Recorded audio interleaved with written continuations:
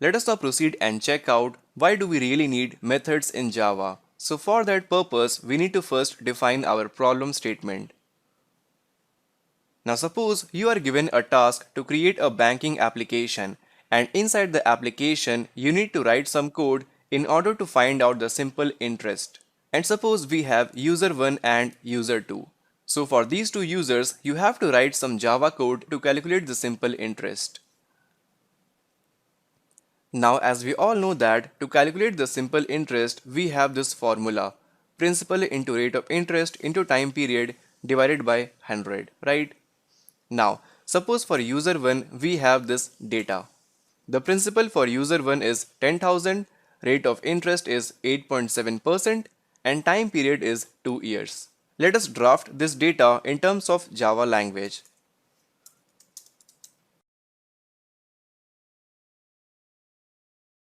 So here we have principal, rate of interest and time period for the user 1 defined.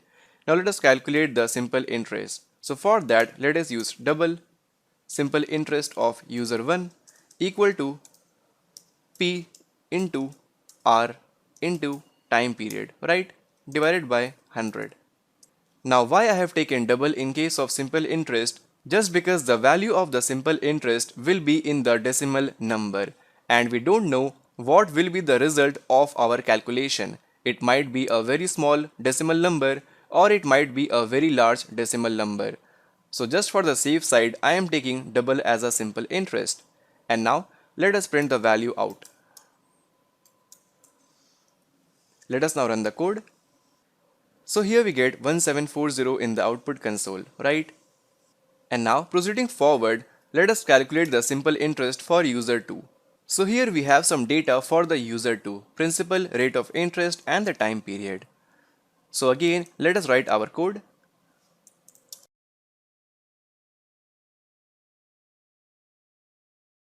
And now let us run the code. So there we go, we got some value here. Now so far we have calculated the simple interest for user 1 and user 2. Now let us assume we have more number of users such as user 3, user 4, user 5 and user 6. So for rest of the users, we cannot simply go on repeating the same code again and again. What I'm trying to say is, suppose we have 100 number of users. So for rest of the users, you cannot simply go on repeating the code for user 3, user 4 and so on, let's say till user 100. This is a very bad programming practice. This will actually increase the length of our program. So we need to find some solution. So here comes the method into the picture. So let us solve our problem statement in the next video.